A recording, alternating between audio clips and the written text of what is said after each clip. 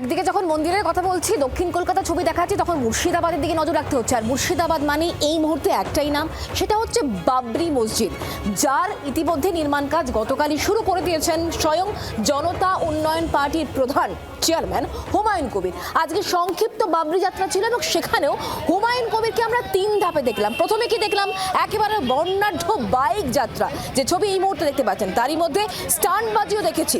আর এরপরে আমরা দেখলাম হুমায়ুন কবির খানিকটা পথ হাঁটলেন, পদযাত্রা করলেন। আর তার পরের ধাপ কি? হুমায়ুন কবির হুড খোলা জিপে করে তিনি বাকি পথটা অতিক্রম করলেন। এই 3 ধাপে কিন্তু আজকে আমরা হুমায়ুন কবিরকে দেখেছি। আর এই হুমায়ুন কবির আজ বেশ কিছু গুরুত্বপূর্ণ এবং বিস্ফোরক মন্তব্য করেছেন। সবটা নিয়ে আমরা আরো জানবো, কথা বলবো। আমাদের সঙ্গে অয়ন ঘোষাল এই মুহূর্তে রয়েছেন, আমাদের প্রতিনিধি একেবারে সরাসরি। অয়ন, যখন 2026 বিধানসভা নির্বাচন আসন্ন, তখন বাবরি নামে গোটা রাজ্য রাজনীতিতে এই মুহূর্তে শোরগোল পড়ে গেছে। তার মধ্যে হুমায়ুন কবিরের আজকে 3 ধাপে যাত্রা আমরা দেখলাম।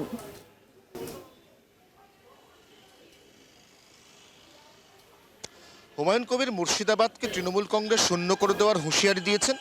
সেই হুমায়ুন কবির দাবি করেছেন বিগত 2021 বিধানসভা নির্বাচনে মুর্শিদাবাদের 22টি গোটা জেলার 22টি আসন, তার মধ্যে বহরমপুর এবং মুর্শিদাবাদ ব্যতিরেকে আর সবকটি তৃণমূল কংগ্রেসের দখলে ছিল। এই মুহূর্তে হুমায়ুন কবির যেটা করছেন, সেটা নামে বাবরি মসজিদের বাবরি শোভাযাত্রা হলেও আসলে তিনি টার্গেট করেছেন তার জনতা উন্নয়ন পার্টি, এবং তার সঙ্গে যদি 25 ফেব্রুয়ারির মধ্যে অন্য কোনো রাজনৈতিক দলের জোট সম্পন্ন হয়ে যায়, তাহলে এখানে যেন প্রকারেণ তৃণমূলকে আটকাতে এবং মুর্শিদাবাদের যে কোনো খবর, মুর্শিদাবাদের যে কোনো ছবি মানুষ দেখবেন, তা যেন হুমায়ুন কবির কেন্দ্রিক হয়। এটার জন্যেই কিন্তু আজকে এত বৈচিত্র্যপূর্ণ একটি আংশিক বাবরি যাত্রা করেছেন হুমায়ুন কবির, যে যাত্রার পূর্ণাঙ্গ অনুমতি প্রশাসন ডিনাই করেছে। আজকে রাজ্যে উচ্চ মাধ্যমিক পরীক্ষা শুরু হয়েছে। যে সময় হুমায়ুন কবিরের এই বাবরি যাত্রা ছিল, এই সময় পরীক্ষার্থীরা বিভিন্ন সেমিস্টারে হয় পরীক্ষা কেন্দ্রে যাবেন অথবা পরীক্ষা কেন্দ্র থেকে ফিরবেন। অতএব পুলিশের অনুমতি তিনি যে পাবেন না, এটা হুমায়ুন কবিরও ঠারে ঠুরে বুঝতে পারছিলেন। সেজন্য তিনি সংক্ষিপ্ত বাবরি যাত্রার মধ্যে 3 রকম ভ্যারাইটি আনলেন, যাতে প্রত্যেকবারই তিনি শিরোনামে থাকেন।